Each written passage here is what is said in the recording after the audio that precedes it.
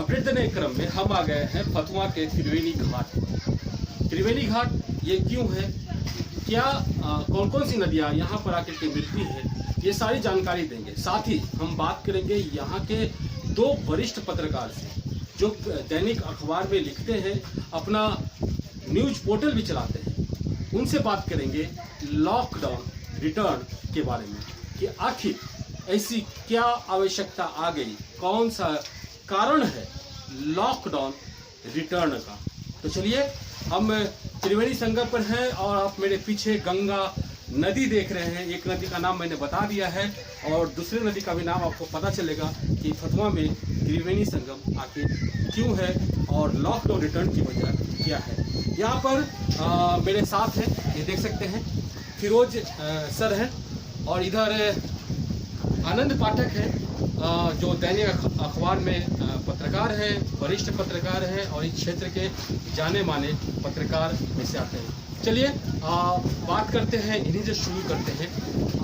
आनंद sir, ये बताइए कि सबसे पहले आप इस जगह के बारे में बताइए कि जहाँ पर हम जो बैठे हैं, इस जगह के बारे में आप बता दीजिए। ये हम लोग बैठे हुए हैं त्रिवेणी संगम पर। यहाँ पर दो नदियाँ दिख रही हैं, एक गंगा है और एक ये एक किंवदंती चली आ रही है शुरू से कि जहाँ पर भी दो नदियों का संगम होता है वहाँ भारत में एक नदी बहती है सरस्वती, जिसे अंतःसलिला कहते हैं। अंतःसलिला मतलब कि जमीन के अंदर बहने वाली है, पुराणों में भी इसकी मान्यता है।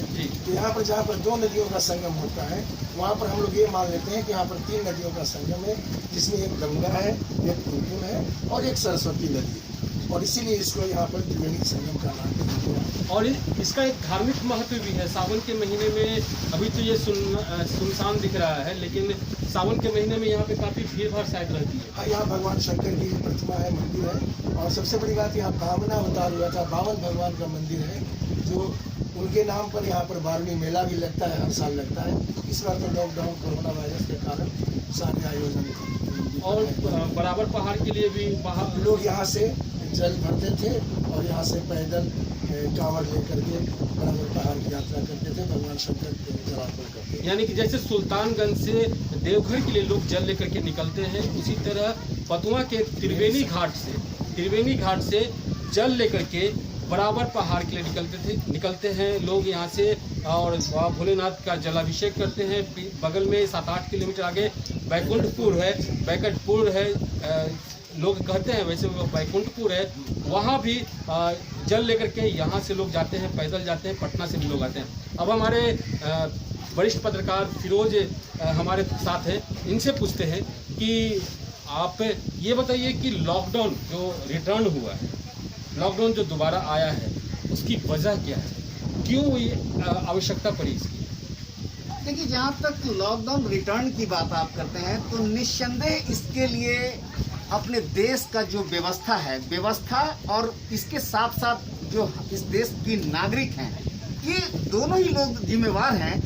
सही मायने में अगर देखा जाए तो अपने देश में कोरोना वायरस का पहला केस जो मिला था वो 30 जनवरी को मिला था, और 30 जनवरी के बाद 110 दिन में कोरोना का जो आंकड़ा था अपने देश में 1 लाख हो गया। और अप्रैल के बाद से और अभी तक के आंकड़ों का अगर आप जायजा लेंगे तो आप देखेंगे कि कई गुना, यानी काफ़ी तेजी से ये वायरस अपने देश में बढ़ा है। जाहिर सी बात है कि इस कोरोना के खतरे से निपटने के लिए ही देश के स्तर पर या फिर अपने राज्य में ये जो लॉकडाउन का जो प्रोसेस है, इसको सरकार बार बार इसको लागू कर रही है। तो ये लागू क्यों कर रही है? जाहिर सी बात है कि इस वायरस का कोई अभी तक इलाज नहीं है अपने देश में, और यही वजह है कि इससे बचने के लिए सरकार ने लॉकडाउन जैसे हथियार का इस्तेमाल करना शुरू किया है। और अब देखना यह है कि चूंकि ये लॉकडाउन करने का जो उद्देश्य है, सही मायने में हम इस उद्देश्य को पूरा नहीं कर पा रहे हैं, क्योंकि लॉकडाउन करने का उद्देश्य है कि भाई आप अपने घरों में रहें, सुरक्षित रहें, और बहुत जरूरी होने के बाद ही अपने घरों से निकलें। लेकिन लोगों के ऊपर लॉकडाउन का असर नहीं हो रहा है। आप देखेंगे लोग बेवजह घरों से बाहर निकलते हैं, जिन्हें कोई एसेंशियल आइटम नहीं लेना है वो भी आपको सड़कों पे नजर आ जाएंगे।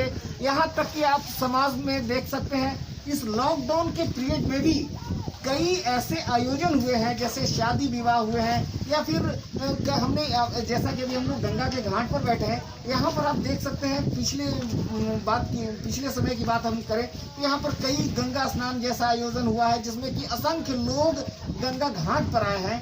तो आखिर ऐसे में कैसे थमेगा कोरोना? लॉकडाउन का तो कोई मतलब ही नहीं रह गया है। ये तो ही इनकी बात है, ये फिरोज सर की बात हुई। अब हम आनंद सर से पूछते हैं कि लॉकडाउन रिटर्न की आवश्यकता क्यों पड़ी, दोबारा क्यों लॉकडाउन लगाया गया, इसकी वजह की, इसके पीछे का रीजन क्या है, वो बताइए थोड़ा।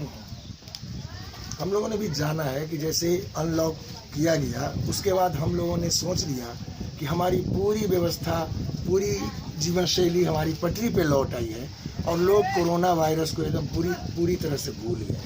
स्थिति ये हुई कि बहुत तेज़ी से इसके रोगी मिलने लगे, आंकड़ों में काफ़ी वृद्धि हुई और मजबूरन सरकार को लॉकडाउन फिर से करना पड़ा। लेकिन एहतियात लोग नहीं बरत रहे हैं, इसका दुख है। लोग बिना मास्क के निकल रहे हैं, हाथ सैनिटाइज नहीं कर रहे हैं, सोशल डिस्टेंसिंग का पालन नहीं हो रहा है और कहीं ना कहीं प्रशासन भी एक तरह से शिथिल हो गया है, करते करते लोगों को समझाते। तो अगर कोरोना जैसी महामारी से बचना है तो निश्चित तौर पे हम लोगों को मास्क लगाकर, काफ़ी ज़रूरी हो तब घर से निकलें, सोशल डिस्टेंस को मेंटेन करें और समय समय पर अपने हाथों को धोते रहें, सैनिटाइज करते रहें, घर में रहें, सुरक्षित रहें। निश्चित तौर पे कोरोना पर हमारी जीत। तो मैं इनकी बात से सहमत हूँ और फिरोज सर की बात से सहमत हूँ, सही बात है।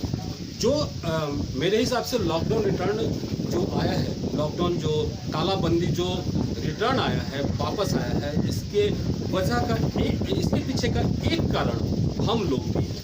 हम लोग सोशल डिस्टेंसिंग का पालन नहीं कर रहे हैं, अपने काम के पीछे, अपने स्वार्थ के पीछे सोशल डिस्टेंसिंग का पालन नहीं कर रहे हैं, लापरवाही लगातार बरत रहे हैं। साथ ही आपने देखा होगा कि जब अनलॉक हुआ था तो अनलॉक में लोग इस तरह से जो दिशा निर्देश दिए गए थे, सवारी गाड़ी पे चलने का, आने का, जाने का, उस दिशा निर्देश का अक्षरशः पालन नहीं हुआ। अगर होता तो ये लॉकडाउन शायद रिटर्न नहीं होता। लोग अपने लोभ में, लोग अपने स्वार्थ में इस चीज़ को भूल गए कि हमें नियम का पालन भी करना है। हम स्वस्थ घर से निकलते हैं तो हमारी जिम्मेवारी बनती है कि हम स्वस्थ अपने घर में लौटें, क्योंकि जो घर के अंदर है उनका कोई दोष नहीं है कि वो इस महामारी की चपेट में है। और वो अगर हम लापरवाही करते हैं, अगर लापरवाही बरतते हैं तो उसके भुक्तभोगी हमारे परिवार भी हो सकते हैं। कई उदाहरण मेरे परिवार में भी है, आपके ही परिवार में है, बगल में है, अगल में है। कोरोना संक्रमण को फैलने से रोकना है, ये बार बार सरकार कर रही है, कह रही है, लाखों करोड़ों अरबों रुपया इस पे खर्च कर रही है आपको और हमें जागरूक करने के लिए, लेकिन हम जागरूक नहीं हो रहे हैं। हाथ नहीं धोते हैं, सोशल डिस्टेंसिंग का पालन नहीं करते हैं, मास्क नहीं पहनते, जिसकी वजह है कि कोरोना संक्रमण लगातार फैल रहा है।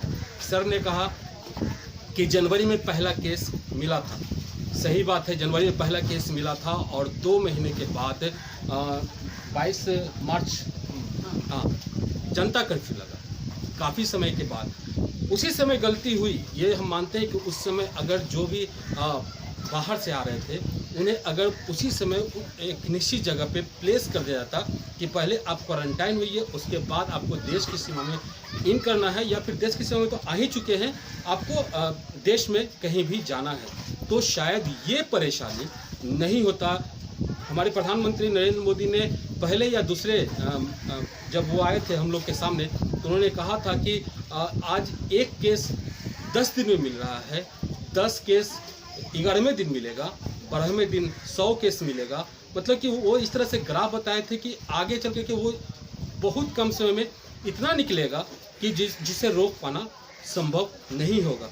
रोक पाना संभव तभी है जब हम आप ये हर कोई जो नियम है, जो गाइडलाइन है भारत सरकार का, उसे पालन करें।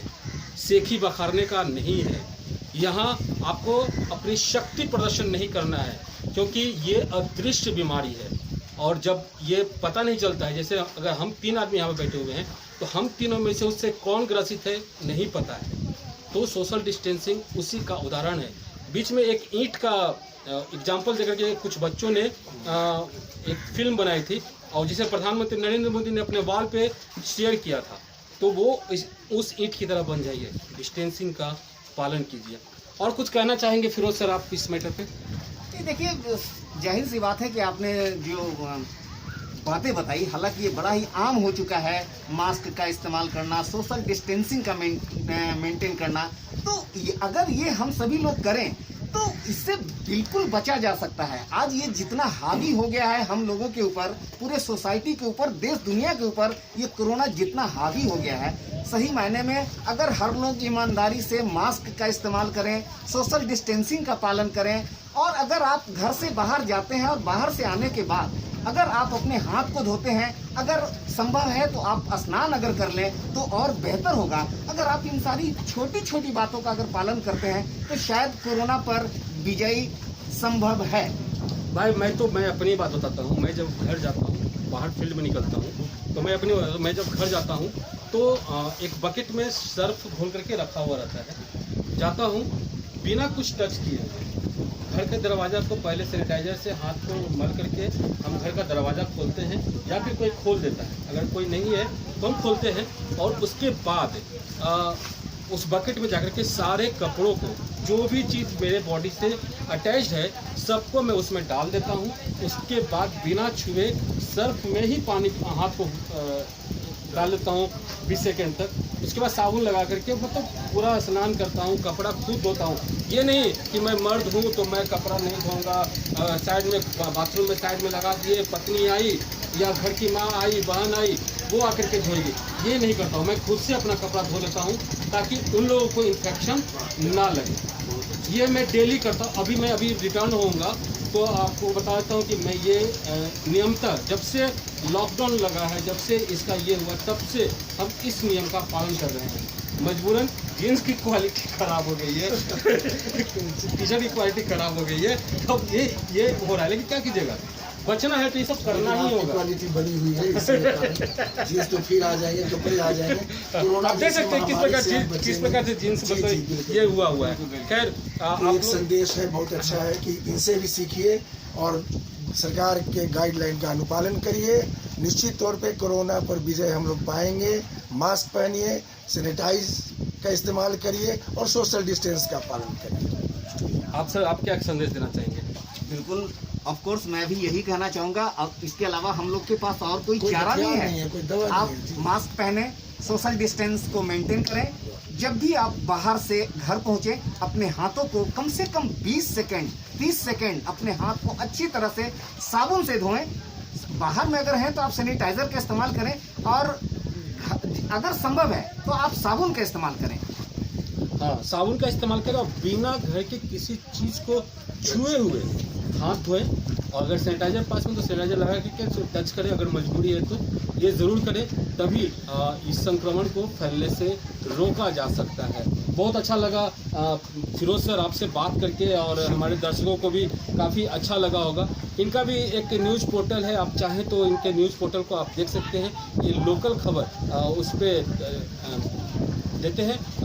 न्यूज़ ट्यूब 24/7 उसका नाम है, यूट्यूब पे आता है। ये काफ़ी मेहनत कर रहे हैं और काफ़ी मेहनती हैं। मैं इनको बचपन से देख रहा हूँ और ये पत्रकारिता के प्रति समर्पित हैं। इधर आनंद पाठक है, पप्पू भैया बोलते हैं लोग, और कई दैनिक अखबारों में इन्होंने लिख रहे हैं, कंटिन्यू हैं, और ये यहाँ के जाने माने पत्रकार में से एक हैं।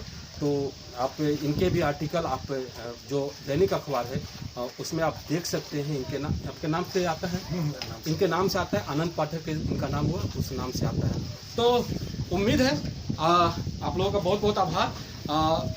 हमने थोड़ी सी गलती की है इस वीडियो में, सोशल डिस्टेंसिंग का पालन नहीं किया है क्योंकि कैमरे मजबूरी है। मैंने पहले ही कह दिया कि मजबूरी की वजह से, पूरी तरह से स्वार्थ की वजह से, लोग की वजह से। अभी अब इस कैमरे को ऑफ करने के बाद हम लोग जो बैठेंगे तो हम लोग का डिस्टेंस 6 फीट होगा, 2 गज की दूरी होगा, जैसे अभी हम बना ले रहे हैं दूरी। तो आप देख सकते हैं ये सुंदर लोकेशन यहाँ पे है। ये डिस्टेंस मेंटेन हम लोग कर रहे हैं कैमरे में आने के लिए और अपनी बातों को आप तक पहुंचाने के लिए मैंने नज़दीक आना पड़ा, मजबूरी थी। उसके लिए मैं दिल से माफ़ी मांगता हूँ, क्षमा मांगता हूँ, क्षमा प्रार्थी हूँ। तो ये देख सकते हैं, ये खूबसूरत लोकेशन आप देख रहे हैं। आप पीछे जो देख रहे हैं वो गंडक नदी गंगा नदी में मिल करके सॉरी गंडक नहीं, पुनपुन नदी है पीछे। पुनपुन नदी गंगा नदी में मिल करके ये हो गया, दोनों का कलर आप डिफरेंट देख रहे थे। ये पीछे पुनपुन नदी देख रहे हैं, ये त्रिवेणी है, त्रिवेणी संगम है फतुहा का, काफ़ी फेमस है। और नमामि गंगे के तहत इसका जो है सौंदर्यीकरण किया गया है, काफ़ी सुंदर बना है। मैं काफ़ी दिनों के बाद यहाँ पर आया हूँ और देख करके आश्चर्यचकित हूँ। और ये इधर गंगा नदी है। तो फिर मिलेंगे किसी और नए अपडेट के साथ। तब तक इंद्रसेन का प्यारा नमस्कार। जय भारत, जय बिहार।